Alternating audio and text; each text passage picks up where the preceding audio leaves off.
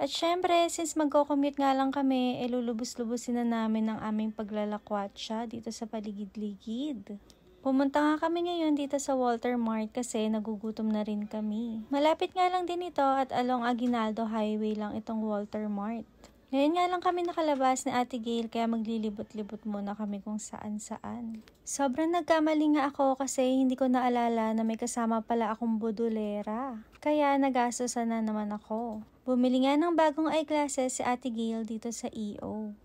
Nakapromo naman siya ng 999 kaya go. Habang naghihintay nga kami sa pinagawa naming salamin kumain muna kami. At in fairness nga dito sa McDo ang laki na ng chicken nila. After nga namin kumain, bumalik na kami dito sa EO para i-check kung available na yung bagong eyeglasses ni Ate Gail. Lulubos-lubusin na nga namin yung lakwatsa at umakyat na rin kami dito sa may second floor ng Walter Mart. Sa Japan Home Center naman kami magtitingin-tingin ng mga bagay-bagay. Ang sarap nga mamili ng mga Japan items dito kasi ang cute nila. Meron nga din kami ditong nakita na wall clock at ang mumura lang nila. Sobrang dami din ng organizers dito kaya wala ka ng rason para hindi maayos yung buhay mo, char. Bahay mo pala. Ang dami nga din ditong jewelry organizer pero wala naman tayong ilalagay dyan. Meron din sila dito ang iba't ibang klaseng Japan skincare. At sobrang affordable lang din ng mga prices. Kahit ilang palo mo hindi masisira. Gusto mo? Pamalo ko sa'yo. Bili ka 5. Seryoso? Oo, para mapalo kita. 99 lang tatlo.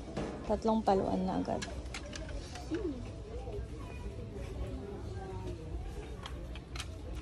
Hindi, bakit? Bakit? Bakit ganyan? Gusto niya ganyan. Kailangan may palawanag. Ay, nakakatawa nga kasi nakita ko itong Hello Kitty shower at isa ito sa mga childhood memories ko. Nung bata nga kami, meron kaming ganon sa CR namin at sabay-sabay kaming pinapaliguan ng mga kapatid ko. Kung naghahanap ka nga ng gastos, napakarami mong mabibili dito sa Japan Home Center. Yung mga items nga nila dito mostly is 88 pesos and 66 pesos lang. Kaya kung naghahanap ka nga ng mga gamit sa bahay, especially mga gamit sa kitchen, dito ka pumunta. Sure na sure ako na makokompleto mo lahat ng mga hinahanap mo dito na gamit sa kitchen. Meron nga din ako nakita dito na grinder ng sesame seeds na ginagamit sa yabu. Kung Hello Kitty lover ka nga, ang dami din nila ditong plates, mugs, saka yung mga tasa. Meron din sila ditong mga jars at Hello Kitty na mga tumblers. At syempre, hindi nga mawawala dito yung mga Japan snacks. O diba, kompletong-kompleto parang nagpunta ka na rin ng Japan. At ito na nga yung mga nabudol sa amin for today's video. Sobrang konti nga lang nang binili namin ni Ate Gail kasi magko-commute lang kami. After namin sa Walter Mart, tumawid naman kami sa kabilang side ng Aguinaldo Highway. Ito pala yung NSN building. Ang gaganda nga ng mga Japan plates dito sa kayong lalagyan ng mga ramen. Dito naman sa second floor nila ang gaganda ng mga mirrors. Gusto nga bumili ni Ate Gail dito ng skateboard kaso sabi ko babaldugin ko na lang siya. Parehas lang din naman. Char.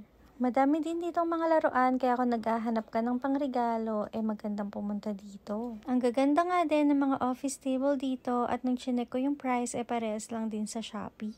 May mga bikes din dito, tapos mga upuan, mga drawers, lahat-lahat na kaya pumunta ka na dito, char.